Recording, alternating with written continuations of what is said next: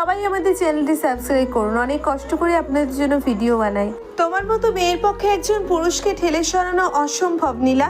বিপদে পড়ে সাহসী হওয়ার থেকে বিপদ থেকে বাঁচার চেষ্টা করবে, নয়তো এখন আমার নিচে যেমন অসহায় হয়ে পড়ে আছো তেমনই অবস্থা হবে তোমার। সরুন স্যার, আমার জায়গায় শান্ত থাকলেও বুঝি এভাবেই অনুনয় করতে, কখনো না। তাহলে শান্তকে যেভাবে সরাতে আমার সাথেও তাই করো। নীলা কিছুক্ষণ থামে, সাহস সঞ্চয় করে একটা বড় শ্বাস ফেলে হঠাৎই কিয়ানের গাল বরাবর ঘুষি মেরে দেয়। সাথে সাথে কিয়ান ছিটকে পড়ে যায়। নীলা নিজেও ভয় পেয়ে দ্রুত উঠে বসে। কিয়ান মাথা তুলে গালে জিহ্বা ঠেকিয়ে নীলার দিকে তাকায়। তার সেই চাহনি নীলার অন্তরে ভয় ঢুকিয়ে দেয়। সে ভয়ে কাঁপা স্বরে বলে, আপনিই বলছেন এমনটা করতে? আমার কোনো দোষ নেই। কিয়ান কিছু না বলে মাথা নিচু করে বসে থাকে। তার শান্ত অভিব্যক্তি দেখে নীলা একটু নিজের উপর রাগ করে। তার উচিত হয়নি এত জোরে আঘাত করা। কিয়ান তো শুধু কথার কথা বলেছে, আর সেও গায়ের জোরে আঘাত করে বসলো। তাই সে এগিয়ে আসে কিয়ানকে সরি বলার জন্য। তবে যখনই সে কিয়ানের নিকট পৌঁছে, কিয়ান আচমকা তাকে চেপে ধরে। মুখে বাঁকা হাসি ফুটিয়ে বলে, বড্ড বোকা মেয়ে তুমি। শত্রুকে আঘাত করে আবার পরে সাহায্য করতে আসবে, আর শত্রু তোমায় এত সহজে ছেড়ে দিবে? নীলা এবার দীর্ঘশ্বাস ফেলে। কিয়ান যে এতক্ষণ রাগ করার ভান ধরেছিল তা সে বুঝতে পারে। তাই এবার সে স্বাভাবিক কণ্ঠে বলে, বুঝেছি, এখন সরুন। যদি না সরি, তোমাকে না অ্যালকোহল দেওয়া হয়েছিল, এখন এতটা স্বাভাবিক আছো কিভাবে? নীলা তাকে ধাক্কা দিয়ে সরিয়ে উঠে বসে। কিয়ানও এবার দূরত্ব রেখে ভদ্র হয়ে বসে। নীলা নিজের উপর গর্ব করে বলে, হজম করে ফেলেছি। নিজের কত উল্টোপাল্টা রান্না খেয়ে হজম করে ফেলি, আর এটা তো সাধারণ পানীয় মাত্র। বাই দ্য ওয়ে, আপনি কিভাবে জানলেন আমাকে অ্যালকোহল দেওয়া হয়েছিল? সফট ড্রিঙ্কসের পাশাপাশি এসব সার্ভ করা হচ্ছিল, আমি টের পেয়ে তাদের না করেছিলাম। তবুও শান্তর কথাই তারা তোমাকে। এই শান্তনা ফান্ত, এটাকে আপনি কিভাবে চেনেন? রিবনের বন্ধু, মানে জাহানাপুর হবু স্বামীর বন্ধু? তার মানে আপনারও বন্ধু? আপনার সাথে আবার কোনো শত্রুতা নেই তো? আমার সাথে শত্রুতা হলে তোমাকে অ্যাটাক করবে কেন? তুমি তার সাথে কি করেছো? নীলা ফিক করে হেসে বলে, থাপ্পড় মেরেছিলাম। সেদিনের ঘটনাটা কিয়ানকে সবটা শোনায়। কিয়ান সব শুনে বলে, বড্ড অহংকারী না তুমি? একটা ছেলে হাত ধরলো আর তুমি তাকে থাপ্পড় মেরে দিলে? এটাকে অহংকার বলে না। আমাকে অসম্মান করা হয়েছে, আর আমি তার শাস্তি দিয়েছি। আপনারা পুরুষরা কি বুঝবেন? আমরা মেয়েরা ঠিকই বুঝতে পারি কার নজর কেমন। কেন ছেলেটা আমাদের দিকে কেমন নজরে তাকিয়ে আছে তা আমরা ভালোই বুঝতে পারি। কিয়ান এবার তার দিকে তাকায়, মৃদুস্বরে বলে, তো বলো তো, আমার নজর তোমার কাছে কেমন ঠেকছে? এই পর্যায়ে নীলা কিয়ানের চোখের দিকে তাকিয়ে নিজের খেই হারিয়ে ফেলে। কিয়ানের দৃষ্টি যেন তাকে এফোর ওফর করে দিচ্ছে। কারো সেই চোখ জোড়ায় যেন অজানা কিছুর উপস্থিতি রয়েছে, যা নীলা আগে কারো চোখে নিজের জন্য দেখেনি। নীলা থমকে যায়। হঠাৎ ফোনের শব্দে দুজনের ঘোর ফেরে। কিয়ান নিজেও স্বাভাবিক অবস্থায় আসে। পকেট থেকে ফোন বের করে দেখে নীলার বাবা কল দিচ্ছেন। সে রিসিভ করে নীলার দিকে ঠেলে দেয়। কিয়ান, বাবা, আমি নীলার সাথে যোগাযোগ করতে পারছি না। আমার মেয়েটার বাবা, আমি নীলা বলছি। নীলা, তুই? তোর ফোন কোথায়? ফোন বন্ধ কেন? বারবার বলেছিলাম ফোনে চার্জ করে রাখতে। ফোন বন্ধ হয়ে গিয়েছে না? ফোনটা হারিয়ে ফেলেছি বাবা। রফিক সাহেব থামেন। পরক্ষণেই বলে, আচ্ছা ব্যাপার না, আরেকটা কিনে দিব। এখন কোথায় আছিস তুই? এত রাত হচ্ছে কেন? বাবা, আমি নাবিহার বাসায়। আসলে আমি না একটু ব্যথা পেয়েছি। বেশি ব্যথা না, অল্প পেয়েছি, পড়ে গিয়েছিলাম। এখন নাবিহার সাথে তার বাসায় এসেছি। তুমি টেনশন করো না, আমি সকালেই চলে আসবো। কণ্ঠে জোর দিয়ে নীলা বাবাকে টেনশন করতে মানা করে। তবে বাবার মন তো সায় দেয় না। তাহলে কিয়ানের ফোন তোর কাছে কেন?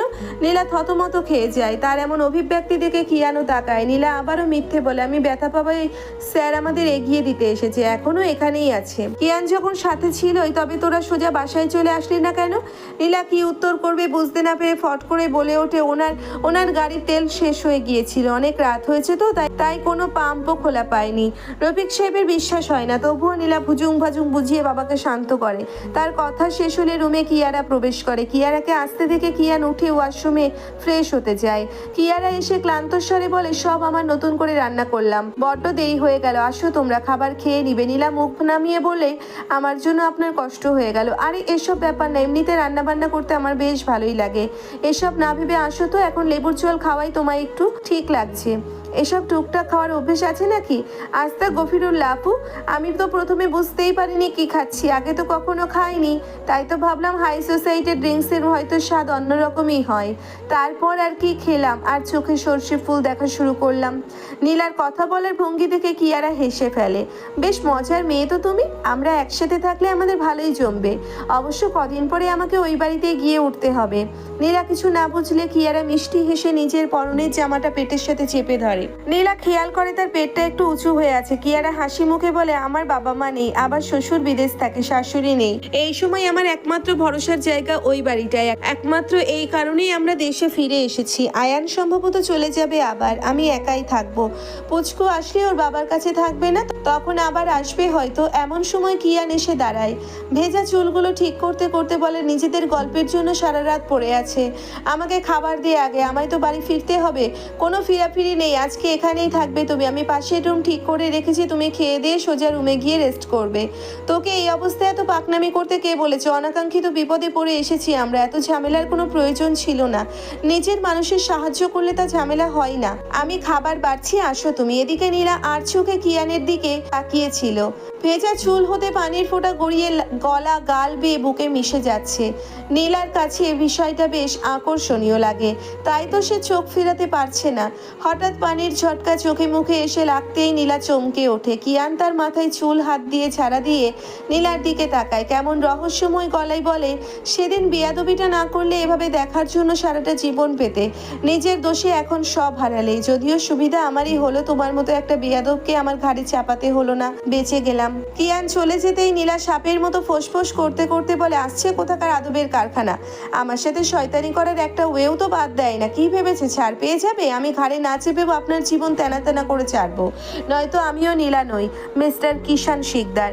বাড়িতে আসবেন নাকি চলে যাবেন? এভাবেই অতিথিদের আপ্যায়ন করো তুমি? দেখুন, সাত সকালে আপনার সাথে ঝামেলা করার মুড নেই আমার অত সময়ও নেই। তুমি ফাঁকিবাজ হতে পারো, আমি নই। ভার্সিটি যেতে হবে আমায়। ওকে ভালো থাকবেন, পুনরায় দেখা না হোক আমাদের। আল্লাহ হাফিজ। নীলা মুখ ঘুরিয়ে চলে যেতে নিলে কিয়ান পিছু ডাকে। নীলা তাকাতেই কিয়ান মুচকি হেসে বলে, আবার দেখা হয়ে গেল আমাদের, ব্যাগটা তো নিয়ে যাও।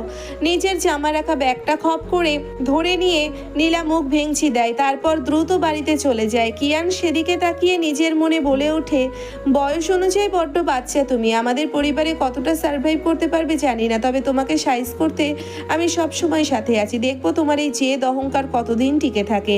তোমার বেয়াদবি ছুটাতে না পারলে আমিও কিয়ান নই, মিস্টার নীলা। পরি, কেমন আছো তুমি? সোহানবাবু, তুমি এখানে? চাচ্চুর সাথে এসেছি জানো পরি। চাচ্চু আমাকে সাথে আনতেই চায়নি, পরে আমি ফ্লোরে শুয়ে পড়ে কান্না শুরু করেছি, তাই চাচ্চুর সাথে নিয়ে এসেছে। সোহানের কথা শুনে নীলা খিলখিলিয়ে হেসে ওঠে। তার বাবা কালকেই চলে যাবে, তাই আজকে নীলাকে কিয়ানদের বাড়িতে রেখে আসার কথা। তবে নীলা আজকেই যাবে না, প্রয়োজনীয় জিনিসপত্র রেখে আসবে, তারপর কালকে বাবা চলে গেলে তারপর সে ওই বাড়িতে যাবে। খুব ভালো করেছো সোনা, এভাবেই সব আদায় করতে হয় বুঝলে। আমি গুড বয় তাই না পরি? ইয়েস মাই বয়। সোহান নীলার কোলে ওঠার জন্য হাত বাড়িয়ে দেয়। নীলা তাকে কোলে নিতে এসে নীলার ঘাড়ে মাথা হেলিয়ে দিয়ে চুপটি করে গলা জড়িয়ে ধরে থাকে। তখনই বাড়ির সদর দরজা দিয়ে কিয়ানের প্রবেশ ঘটে। কিয়ানকে দেখে রফিক সাহেব নিজের মেয়ের নামে বিচার দিতে থাকেন। বলো তো বাবা, এই মেয়েকে নিয়ে আমি কি করব? আমার কালকে রাতে গাড়ি আছে, বললাম আজই তোমাদের বাড়ি চলে যেতে রাজি হচ্ছে না। আমি চলে গেলে রাতটাও একা কিভাবে থাকবে? সাহস আছে ওর? এখনো তো সামান্য বজ্রপাতের শব্দ শুনলেই দৌড়ে আমার কাছে চলে আসে, আর ওনাকে একাই থাকবে। কিয়ান নীলা বাবার কথার বিরোধিতা করে বলে, মোটেও আমি অত ভীতু না যেভাবে তুমি বলছো বাবা, আমি একা থাকতে পারবো। তোকে আমি ভালো করেই চিনি, আর আমার মুখ খোলাস না বাবা। দিনকে দিন তুমি মায়েদের মতো হয়ে যাচ্ছ, খালি শাসন করো, অভিযোগ করো, এখন বাহিরের মানুষের কাছেও আমার নামে বদনাম শুরু করছো। রফিক সাহেব দীর্ঘশ্বাস ফেলে বলে, একটা দীর্ঘ সময় তোকে বড় করতে করতে আমি যে তোর মায়ের মতোই হয়ে গেলাম। বাহিরে ডিউটি করে সংসার সামলে আবার তোকেও সামলেছি, আমি তোর বাবা কম মাই বেশি হয়ে গেছি। নীলা ঠোঁট ফুলিয়ে বাবার কাছে চলে আসে। তার কোলে থাকা সোহান ড্যাব ড্যাব করে তাদের বাবা মেয়েকে দেখছিল। কিয়ান তখন বলে, আপনি চিন্তা করবেন না আঙ্কেল, কালকে আমি আর ভাইয়া দুজনেই আপনাদের সাথে স্টেশন অবধি যাব, তারপর আমাদের সাথে নীলাকে সোজা বাড়ি নিয়ে চলে যাব, ওকে একা থাকতে হবে না। নীলা আর চোখে কিয়ানের দিকে তাকিয়ে বলে, আমার সাথে আমার গোলুমনুও থাকবে, এতে কারো সমস্যা হলেও আমার কিছু করার নেই, ওদের ছাড়া আমি যাবই না। কিয়ান স্বাভাবিকভাবেই জবাব দিয়ে নিতে পারো, তবে আমার থেকে দূরে রাখবে। রফিক সাহেব রান্নাঘরে চলে যান। তখন নীলার কোলে থাকা সোহান ফিক করে হেসে বলে, চাচ্ছু না বিড়ালকে অনেক ভয় পায়, আমার বাবা বলেছে ছোটবেলায় চাচ্ছুকে একটা বিড়াল পা। কিয়ান তেড়ে এসে বলে, চুপ থাক স্বামীনের বাচ্চা, মুখ খুলে তোকে ইনজেকশন লাগিয়ে দিব। সোহান মোটেও তাকে পাত্তা দেয় না, বরং হেসে বলে ওঠে, চাচ্ছুকে বিড়াল তার পাছুতে কামড় দিয়েছিল, তারপর থেকে চাচ্ছু বিড়াল ভয় পায়। সোহান কথাটা বলেই দৌড়ে পালায়, আর এদিকে কিয়ান লজ্জায় মুখ ঘুরিয়ে ফেলে, আর এদিকে নীলা উচ্চস্বরে হাসতে আরম্ভ করে। সোহানও দূর থেকেই তার হাসি হাসির সাথে তাল মিলায়। স্যার, এই জন্যে আপনি বিড়াল ভয় পান? আমি তো জানতামই না। নীলার হাসি দেখে কিয়ান দাঁত কিরমির করে বলে, এখন জেনে কেউ উপকার করলে আপনার উপকার হয়েছে কিনা জানি না, তবে সোহান আমার খুব উপকার করেছে। এরই মাঝে সোহান হাতে করে একটা বিড়ালের বাচ্চা নিয়ে আসে। কিয়ান তা দেখেই ধমকে বলে, রাখ এটাকে, হাত থেকে নামা। সোহান, একবার কামড় দিলে পরে অনেকগুলো ইঞ্জেকশন দিতে হবে তোকে। মিথ্যা কথা বাবু, তুমি খেলো ওদের সাথে, কিছুই হবে না। নীলার কথায় কিয়ান কিছু বলতে নিলে নীলা আটকে বলে, ওদের ভ্যাকসিন দেওয়া আছে, আমি এত কাঁচা কাজ করি না। তাছাড়া আমার বাচ্চারা ভালো, এমন কামড়াকামড়ি করে না। অথচ বাচ্চার মা কামড়াকামড়ি করতে ছাড়ে না। সেদিন কি মিস নীলা কিয়ানের দৃষ্টি লক্ষ্য করে নীলা আর কিছুই বলতে পারে না। দ্রুত সে সেই স্থান হতে পালায়। আর তা দেখে কিয়ান মুচকি হাসে। রফিক সাহেব সব গুছিয়ে তৈরি হয়ে গেছেন। নীলার লাগেজ গতকাল কিয়ানের সাথেই পাঠিয়ে দিয়েছিল। নীলা সেই কখন থেকে ফুপিয়ে যাচ্ছে, বাবা তাকে কোনো মতেও শান্ত করতে পারছে না। মেয়ের মাথায় হাত বুলিয়ে তিনি বলেন, এভাবে বাচ্চাদের মতো কেউ কান্না করে? বড় হোসনি তুই? বাবাকে ছাড়া একা থাকতে শিখতে হবে তো। কদিন পরে বিয়ে হয়ে গেলে তো আর আমি সাথে থাকবো না। নীলা ফুপিয়ে বলে ওঠে, আমি বিয়ে করবো না তো? আমি সারা জীবন তোমার সাথেই থেকে যাব। রফিক সাহেব হেসে ফেলেন। আমার জন্যই বুঝি বিয়ে না করে প্ল্যান করে বসে আছিস? জন্ম মৃত্যু বিয়ে সবই উপরওয়ালার হাতে, তোর বলাতে কিছুই হবে না রে। নীলার কান্না থামে না, তার গোলুমনু তার পায়ের কাছে লাফাচ্ছে। তারা বুঝতে পারছে না তাদের মালিকের কি হয়েছে, মালিক কাঁদছে কেন। রফিক সাহেব বিড়ালের বাচ্চা দুটোকে কোলে তুলে বলেন, এই যে আমার নাতিরা, মাকে সামলে রাখবি, মায়ের যেন আর কষ্ট না হয়, মাকে কাঁদতে দিবি না মোটেও। অবল প্রাণীরা তো তা বুঝে না, বরং রফিক সাহেবের কোলেও তারা দুটো মারামারি করতে থাকে। এদিকে বাবার কথা শুনে নীলা কান্নার মাঝেও ফিক করে হেসে দেয়। মেয়েকে হাসতে দেখে তিনি স্বস্তি পান। দুষ্টুমি করে বলেন, আহারে, মেয়েটার চোখের নিচে ডার্ক সার্কেল পড়ে গেল। এসব তোর কান্নাকাটির ফল। এভাবে কাঁদতে থাকলে কদিন পরে চোখটাই আর খুঁজে পাওয়া যাবে না। বাবা, হয়েছে, আর কাঁদতে হবে না। সব গুছিয়ে নিয়েছিস তো? সাজিদরা গাড়ি নিয়ে আসলে ওই গাড়িতেই উঠে যাব। আর তোর বিড়ালের বাচ্চা দুটোকে গুছিয়ে নিয়ে আগে, বড় উশৃঙ্খল দুটো। তোমার জন্যই তো হয়েছে, কিসব খেলনা এনে দিয়েছো, ওসব নিয়ে খালি লাফালাফিই করে। আর আমি দেখি না বুঝি? আমার আড়ালে মাছ সেদ্ধ করে খাওয়াও তুমি, নিজেও তো ওদের সাথে বাচ্চাদের মতো লাফালাফি করো। আমি সবই দেখেছি, বুঝলে? রফিক সাহেব হেসে ফেলেন। মেয়ের কাছে তিনি ধরা পড়ে গেছেন, কি আর করার। প্রাণী দুটো এতই কিউট যে তাদের অবহেলা করা যায় না। সময় মতো খাবার দিলেও 3 বেলা নিজেদের খাবারের সময় এসে তাকিয়ে থাকবে। তাই তো তিনি আলাদা করে খাবার তৈরি করে রাখতেন এই দুটোর জন্য। কিছুদিনেই প্রাণী দুটোর মনের মাঝে আলাদা জায়গা করে নিয়েছে। গাড়ি আসলে তারা দুজনে গাড়িতে উঠে বসে। নীলা বিড়াল দুটোকে খাঁচায় নিয়ে নিজের সাথে বসেছে। গাড়ি চালাচ্ছিল শামিন, আর প্যাসেঞ্জার সিটে সাজিদ সাহেব বসে আছেন। কিয়ান গাড়িতে ছিল না। নীলা ভাবে হয়তো আসেনি তার সাথে। সে আর তার বাবা পিছনের সিটেই বসে। তবে কিছু দূর গেলে রাস্তায় গাড়ি থামিয়ে কিয়ান উঠে বসে, আর সে বসেও নীলার পাশে। নীলার তখন সেসবে খেয়াল ছিল না। সে তখনও বাবার চলে যাওয়া নিয়ে শোকে বিভোর। স্টেশনের সামনে নেমে রফিক সাহেব শামিনের সামনে দাঁড়ান। তার দুহাত নিজের মুঠোয় ধরে বলেন, বাবা, তোমার কাছে একটা আবদার রাখছি আমি। এই অসহায় বাবাটার মুখ চেয়ে আমার মেয়েটাকে নিজের ছোট বোনের মতো দেখে রাখো। আমি খুবই অসহায় হয়েই মেয়েকে একা তোমাদের হাতে দিয়ে যাচ্ছি। ও একা একটা মেয়ে মানুষ। আমার তোমাদের উপর বিশ্বাস আছে। আমি জানি আপা ওর উপরে একটু রেগে আছেন, আমি বুঝি সব। তবুও আমি নিরুপায়। এভাবে বলবেন না আঙ্কেল। আপনি যেমন আমার বাবার মতো, তেমনি নীলা আমার ছোট বোনের মতোই। একদম ভাববেন না, নীলাকে আমরা সবাই দেখে রাখবো, ওর কোনো সমস্যা হবে না। আর মাকে তো জানেনি, খুব নরম মনের মানুষ। সাময়িক রাগ এটা। নীলা সবসময় চোখের সামনে থাকলে তা ভ্যানিশ হয়ে যাবে। এত ভাববেন না। আপনারা দুজন সেখানে ভালো থাকবেন, যথাসম্ভব সুস্থ থাকবেন। রফিক সাহেব মাথা নেড়ে কিয়ানের কাছে যান। কিয়ানের উদ্দেশ্যে বলেন, আমি জানি এ কয়দিন তোমাকে আমার মেয়ের দায়িত্ব নিয়ে অনেক জ্বালিয়েছি। এর পেছনে একটাই কারণ ছিল, চেয়েছিলাম এভাবে যাতে তোমাদের ভেতরকার যে ভুল বোঝাবুঝি ছিল তা যেন দূর হয়। তুমি এতদিন নিশ্চয়ই বুঝে গেছো আমার মেয়ে কতটা নরম মনের। অনেক বাচ্চামো রয়ে গেছে। তোমাদের মধ্যে সব ঠিকঠাক না হলে মেয়েটা ওই বাড়িতে গিয়েও তোমার সাথে খারাপ ব্যবহার করতো। আমি আশা রাখি তোমাদের মধ্যে সব কিছু অনেকটাই ঠিক হয়েছে। মেয়েটাকে দেখে রেখো বাবা, তোমার ভার্সিটিতেই তো পরে, একটু সামলে রেখো। কিয়ান মাথা নেড়ে আশ্বস্ত করে তাকে, আমি আছি সাথে, আপনারা ভালো থাকবেন, নিজে সুস্থ থাকবেন। আমার বাবার একটু হার্টের প্রবলেম আছে জানেন তো, একটু দেখে রাখবেন বাবাকে। আর নীলাকে নিয়ে ভাববেন না, আমাদের বাড়িতে নীলা ভালো থাকবে, আমি কথা দিচ্ছি আপনাকে। দুই ভাই সম্মতি পেয়ে তিনি স্বস্তি পেল। নীলা অনেক কষ্টে নিজেকে সামলে রাখছে। বাবাকে হাসি মুখে বিদায় দিতে চাই সে। একদম কাঁদবে না সে। বাবাকে সে বলে, বাবা, আমার কিন্তু মন চাইলেই আমি তোমার কাছে চলে যাব। ঠিক আছে মা, আসবি। তুমি কিন্তু ভালোভাবে থাকবে সেখানে, সময় মতো ঔষধ খাবে। তোমার প্রেশারের ঔষধ আছে, তারপর ওই ডায়াবেটিসের আর কি যেন আমার মনেই থাকে না। আমি কি পচা মেয়ে, বাবার ঔষধও মনে রাখতে পারি না। কোনো কাজেরই না আমি। রফিক সাহেব মেয়েকে বুকে জড়িয়ে ধরেন। আমার মেয়ে লাখে একজন, আমার লক্ষ্মী মেয়ে। ওই বাড়িতে দুষ্টুমি করবি না, ভালোভাবে থাকিস। বাবা ফোন করে খবর নিবেও, আসছি। মেয়ের কপালে চুমু দিয়ে সোজা ট্রেনের দিকে চলে যান। সাজিদ সাহেবও বন্ধুর সাথে রওনা দেন। নীলা ঠোঁট চেপে বাবার যাওয়ার পথে তাকিয়ে থাকে। স্টেশনের প্রতিটি মানুষ দেখতে থাকে এক বাবা মেয়ের বিদায়ের করুণ দৃশ্য। সকালে ঘুম থেকে উঠে নীলা চারিপাশে অবাক হয়ে তাকিয়ে থাকে। সবকিছু বুঝতে তার একটু সময় লাগে। গত রাতে তার বাবা চলে গেলে সে কিয়ানদের বাড়িতে এসেছিল। তানহা তাকে রুম দেখিয়ে দিলে সে রুমে এসে কাঁদতে থাকে। তারপর কখন যে ঘুমিয়ে যায় টেরই পায় না। হঠাৎ সে তার বিড়ালের মিউ মিউ শুনে নিচে তাকায়। সোহানকে দেখে তার মুখে হাসি ফুটে ওঠে।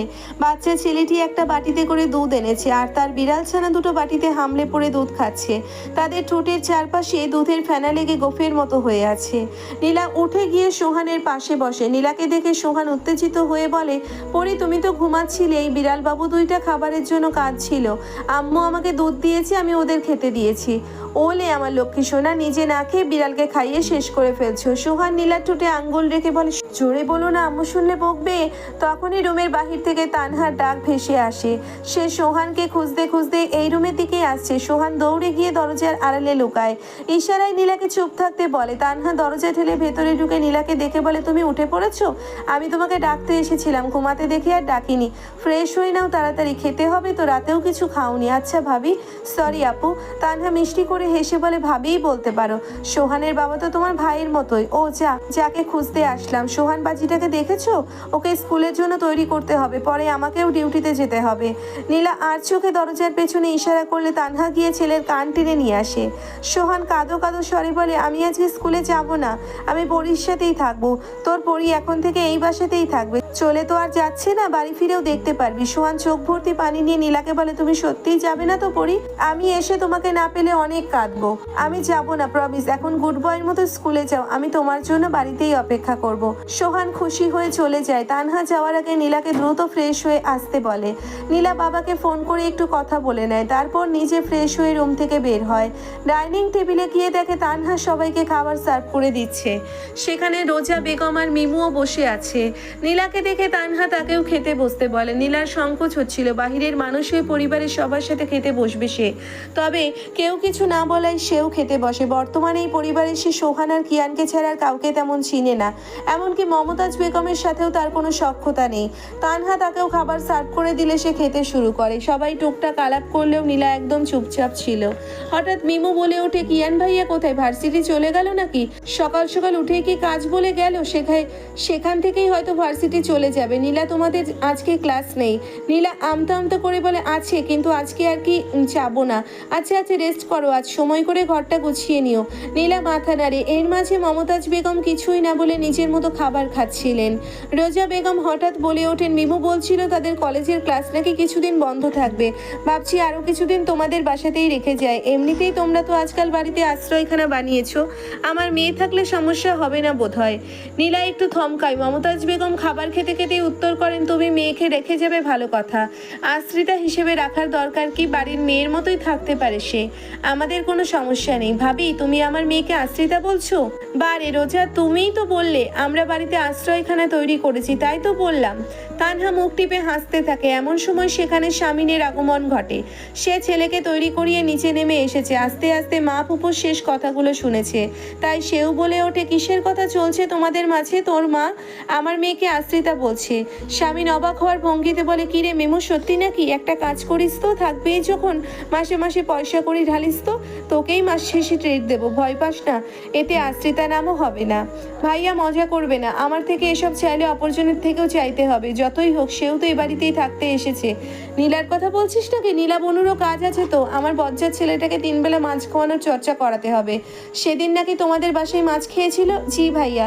বোন আমার একটু সাহায্য করো, ছেলেটাকে মাছ খাওয়ানোর ব্যবস্থা করিও। তুমি বললে ঠিকই খাবে, বড় ভাইয়ের অনুরোধ এটা। নীলা হেসে বলে, ঠিক আছে ভাইয়া, আমি চেষ্টা করব।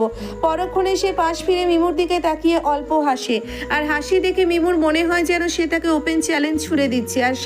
আর নীলাও বুঝতে পারে এই বাড়িতে সে শান্তিতে থাকতে পারবে না। দরকার পড়লে ভদ্রতার মুখোশ সরিয়ে তাকে আসন নীলাতে ট্রান্সফার হয়ে শিক্ষাও দিতে হবে।